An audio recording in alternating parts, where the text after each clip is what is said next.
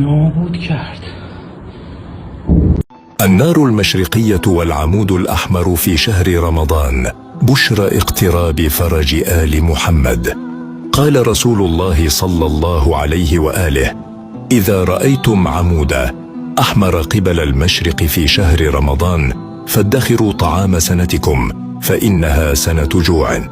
وقال رسول الله صلى الله عليه وآله: في شهر رمضان آية في السماء كعمود ساطع.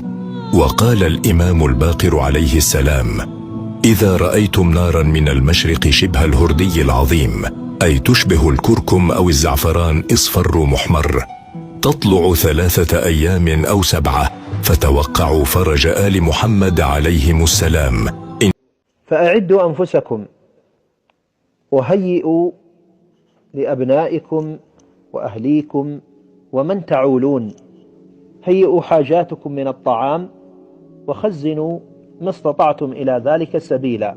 وأقل القليل لو أن تعدوا لأنفسكم شيئا من التمر أو الدقيق أو غير ذلك مما تستطيعون عليه لتلك الأيام الحالكة الشديدة.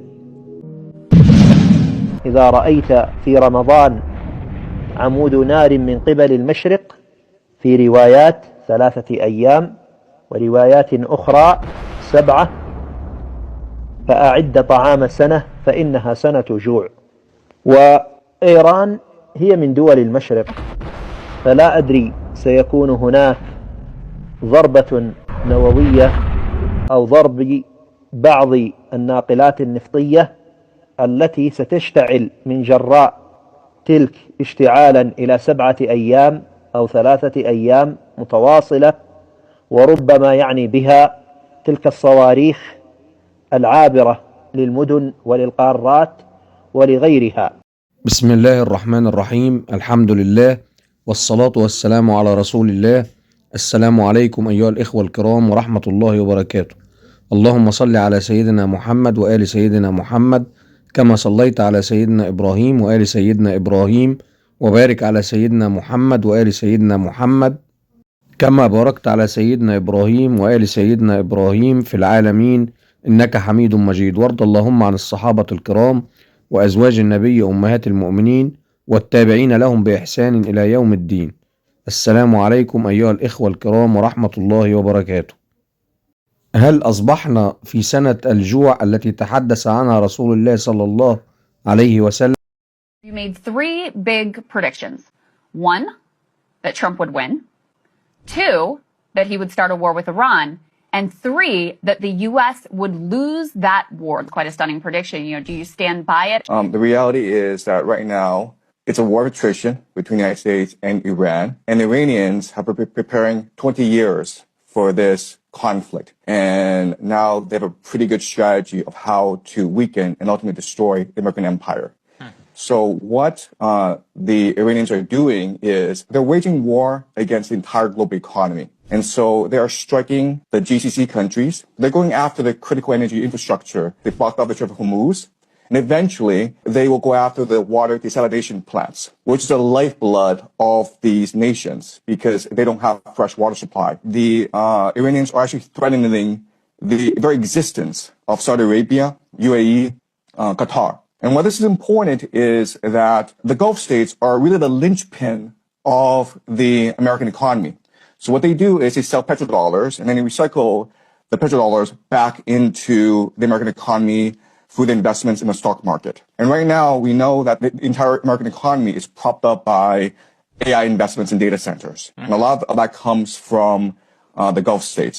So if the Gulf states are no longer able to sell oil, and they're no longer able to finance AI, this AI bubble in the United States, then this AI bubble will burst, and with it will burst as well the entire American economy, which is really a financial Ponzi scheme. Yeah, I mean, to your point, sir, an Amazon data center was literally hit in the UAE. Now, we also wanted to talk to you about munition. The United States is racing to accomplish Iran mission before munitions run out. The United States military is not designed to fight a 21st century war. Remember, the military-industrial complex came to being after World War II and was designed to fight the Cold War. And the Cold War was really about muscle flexing, who was the first to get the person on the moon. And so the entire American military strategy revolves around very sophisticated technology that costs a lot of money to build. And that's what the American air defense system is. And that's why we're seeing this asymmetry in this war, where you have these $1 million missiles trying to take out these $50,000 drones. And it's not sustainable in the long term. And so what we're seeing is really the puncturing of the aura of invincibility that sustained American hegemony. So today I want to talk about something that most people are completely missing about this war. Everyone is watching the missiles. Everyone is watching the strikes. Everyone is watching the diplomatic statements and the military updates, but almost nobody is asking the question that actually matters most to ordinary people around the world. What is this war doing to the global economy? What does it mean for your job, your food, your energy bills, your savings, your future? And the answer, when you look at it carefully, is that this war is not just a military conflict between America, Israel, and Iran. It is the trigger for the most significant global economic reorientation in decades. And depending on where you live, depending on which side of this reorientation your country falls on, your life is about to change in ways that most people have not even begun to prepare for. So today I want to walk you through exactly what this war is doing to the global economy. Country by country, region by region, winner by winner, and loser by loser. So let us begin. Part 1, the new reality. Cheap energy is gone. So the first thing you need to understand, the foundation of everything else I'm going to tell you today, is this. The entire global economy for the past 40 to 50 years has been built on one single assumption, that cheap energy would always be available, always flowing, always accessible to every nation that needed it. This war is destroying that assumption permanently. And the question is no longer whether this will affect the global economy. The question is which nations will be most devastated by it, and which nations will find a way to survive and even thrive in this new reality. And the answer to that question depends entirely on one thing. How dependent is your country on cheap imported energy? The more dependent, the more devastated. The less dependent, the better positioned. Let me walk you through every major economy in the world with that framework in mind. Part 2, Southeast Asia, already running out of fuel right now. So let us start with Southeast Asia, because Southeast Asia is not waiting for the economic impact of this war to arrive. It is already here, right now, today. Thailand and Vietnam are already running out of fuel. You go to the gas station in Bangkok or Ho Chi Minh City right now, and there is simply no fuel available for your motorbike. No fuel. People are being forced to work from home, not because they chose to, but because they literally cannot fuel their vehicles to get to work. There is jet fuel rationing, flights are being canceled, entire industries that depend on energy, manufacturing, transportation, agriculture are grinding to a halt. And this is just the beginning. Think about what Southeast Asia actually looks like economically. These are nations, Thailand, Vietnam, Philippines, Indonesia, Malaysia, that have built their entire economic models around manufacturing and exporting goods to the rest of the world. Their factories run on energy. Their supply chains run on energy. Their transport networks run on energy. And now that energy is disappearing. The question is not whether Southeast Asia will be impacted by this war. Every nation on earth will be impacted. The question is, who will be most resilient? Who will be most willing to innovate and adapt to this new reality? Because we are not talking about a short-term disruption. We are talking about a long-term fundamental change to the global economy. Part 3, China, the most vulnerable economy in the world long-term. And now let us talk about China.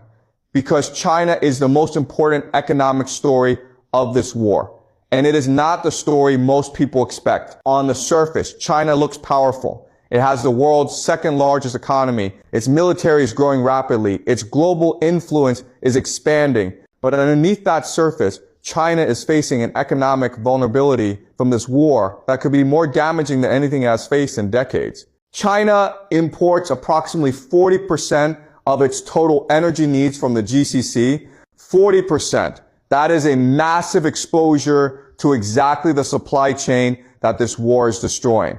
And China's entire economic model, the model that made it wealthy over the past 30 to 40 years, is built on importing cheap energy and exporting manufactured goods. Cheap energy in, manufactured goods out. That is the entire Chinese economic model. And this war is destroying that model. Now, China knew this model could not last forever. For the past 20 years, China has been trying to transition, trying to move toward a consumer-based economy where Chinese citizens buy more goods and services domestically, and toward an innovation-based economy built on technology and artificial intelligence.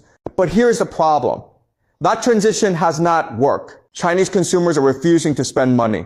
They are saving instead. Chinese household savings are running at approximately 4%, meaning Chinese families are holding on to their money rather than spending it into the economy. And the reason is very simple. Chinese people are not optimistic about their economic future. They see what is happening. They see the uncertainty, and they are protecting themselves. And the AI transition has its own fatal problem. Artificial intelligence, the technology China is betting its economic future on, is itself dependent on cheap energy, training AI models, running AI systems, powering the data centers that AI requires. All of it consumes enormous amounts of energy.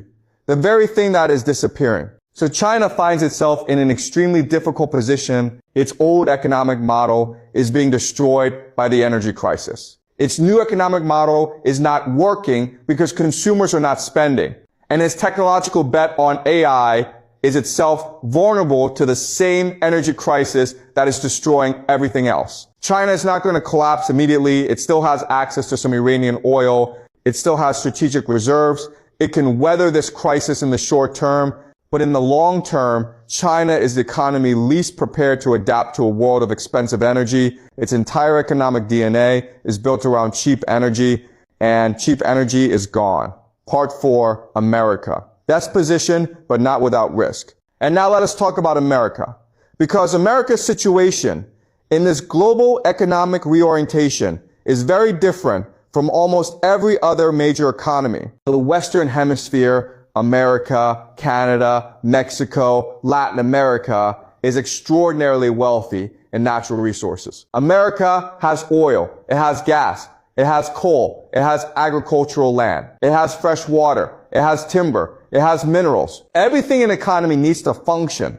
America has within its own hemisphere. The Western Hemisphere is essentially self-sufficient. This is a massive advantage in a world where global supply chains are breaking down and nations are being forced to rely on their own resources. America does not have to import its energy through the Strait of Hormuz. It does not have to depend on the GCC for its economic survival. Regardless of what happens in this war, America will come out doing pretty well, not because of its military power, but because of the sheer wealth and abundance of its own hemisphere, and because of the energy and creativity of the American people. But, and this is important, America is not without risk. America is sitting on $39 trillion in debt. $39 trillion.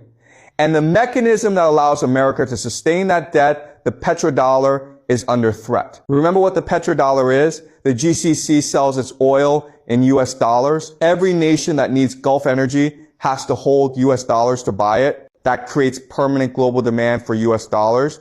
And the GCC recycles its dollar earnings back into American financial markets. This recycling mechanism is what allows America to borrow $39 trillion and keep functioning. The American economy is essentially a Ponzi scheme. It relies on foreign nations continuously buying US dollars and US debt to keep functioning.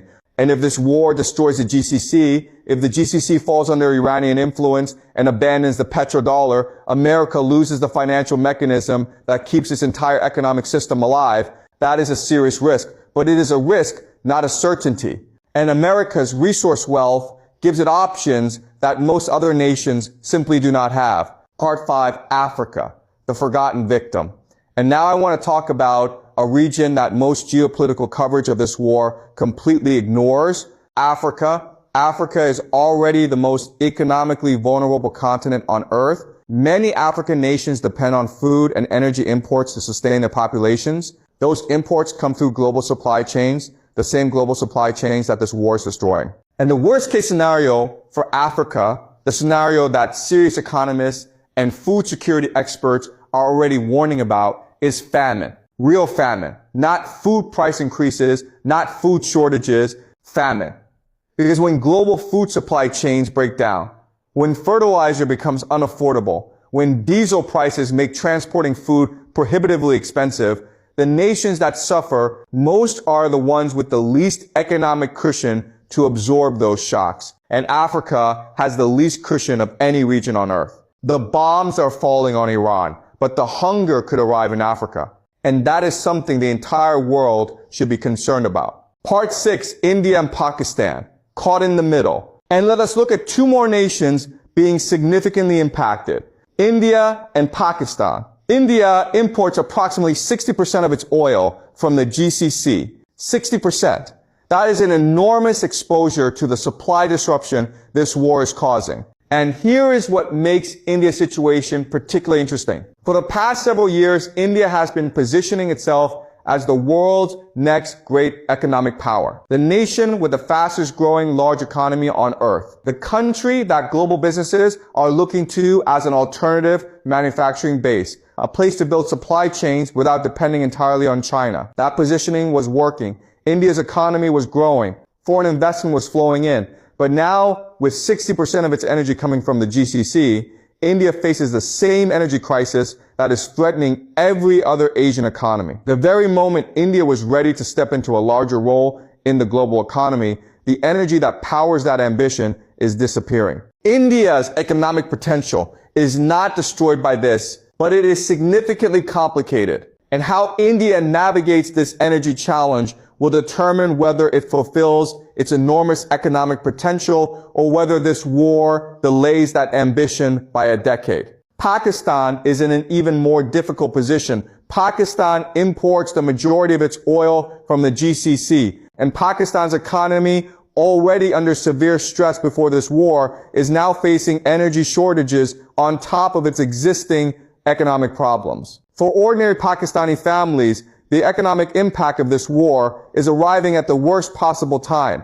Part 7, the great global reorientation. So now let us zoom out and look at the biggest picture of all. Because what this war is doing to the global economy goes even deeper than fuel shortages and rising prices. It is triggering the most fundamental reorientation of the global economic order in decades.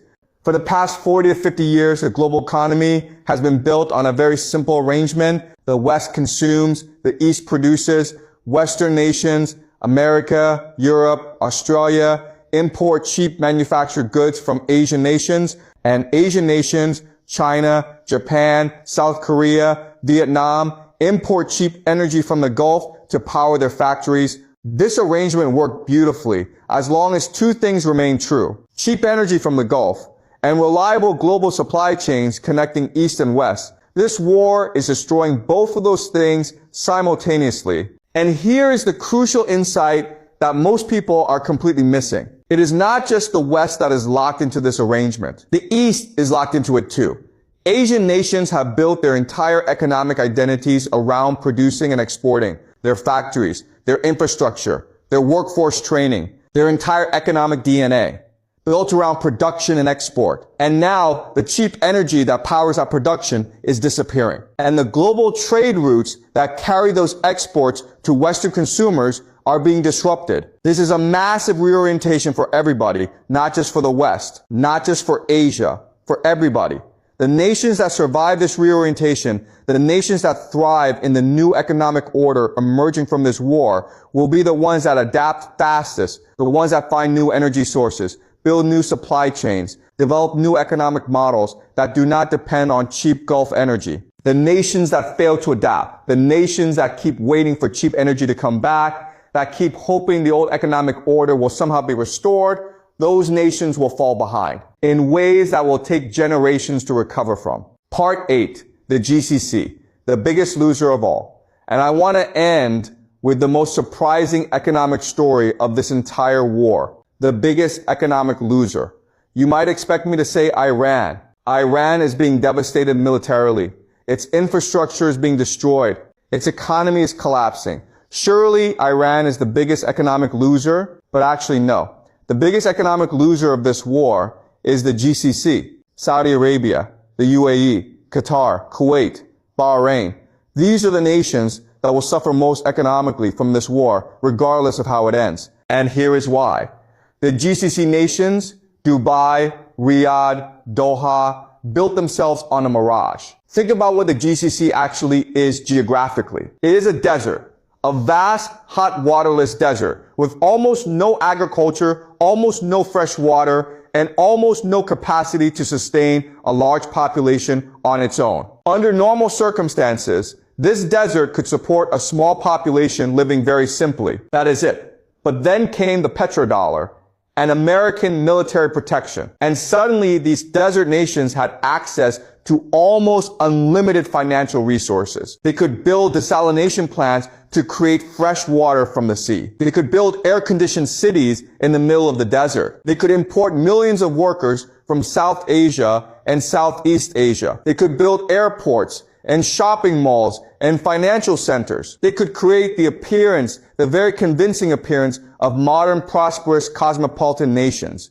Dubai became known as the future New York, the financial capital of the Middle East, a safe cosmopolitan tax haven where wealthy people from around the world could live and invest. Billions of dollars flowed in. Millions of wealthy residents arrived. The mirage looked absolutely real. But here is the truth about mirages. They are built on an illusion. And once the illusion is shattered, once the conditions that created it disappear, the mirage evaporates. And you can never, ever rebuild a mirage once it has been seen through. That is what this war is doing to the GCC. A few drone strikes on hotels in Dubai, some missile attacks on oil facilities in Saudi Arabia, and suddenly the entire illusion of safety, stability, and invincibility that the GCC spent decades and trillions of dollars constructing is gone. Wealthy people who move to Dubai for safety are looking at each other and asking, is this really safe?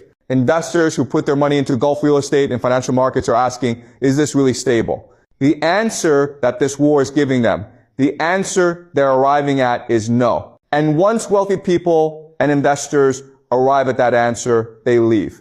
And they do not come back. The idea of Dubai as the future New York, as a safe cosmopolitan financial capital that competes with London and Singapore, that idea is gone. The mirage has evaporated. And regardless of how this war ends, regardless of whether a ceasefire is reached tomorrow or in 5 years, the GCC will never fully recover the image and the confidence that this war has destroyed. So let us bring everything together. Southeast Asia is already running out of fuel right now, fuel rationing, grounded flights, workers forced to stay home. China, despite its apparent strength, is the economy least prepared to adapt to a world of expensive energy. Its entire economic model is being destroyed. America, with its vast Western Hemisphere resources, is best positioned to survive and adapt. But its $39 trillion debt and petrodollar dependence are serious risks. Africa faces the most humanitarian danger. Food supply chains breaking down could trigger famine in the world's most vulnerable region. India, with 60% of its energy from the GCC, faces a critical energy challenge at exactly the moment it was ready to step into a larger global economic role. Pakistan, already under severe economic stress, is being hit by energy shortages at the worst possible time. The entire global economic arrangement, where the West consumes and the East produces, is being shattered simultaneously for everyone. And the GCC, the nations that built themselves on the mirage of petrodollar wealth and American military protection, are the biggest economic losers of this war, regardless of how it ends. This war is not just a military conflict, it is the trigger for the most fundamental restructuring of the global economy in generations. The cheap energy world is ending. The global free trade world is fracturing. The American military protection world is fading. And in its place, a new world is emerging. A world where the nations that have their own resources, their own energy, their own food, their own supply chains, those nations survive and thrive. And the nations that depended on cheap imported everything, those nations face a very painful adjustment. The question is not whether this reorientation is coming. It is already here. The question is whether your nation and whether you personally are ready for it. Subscribe for more analysis of this conflict and its global consequences explained in simple English. And tell me in the comments, which country do you think will be the biggest economic winner of this war and which will suffer most? I will see you next time. وسلام الله على الإمام المهدي وعجل اللهم فرجه وجعلنا من أنصاره وأتباعه. والسلام عليكم ورحمة الله وبركاته.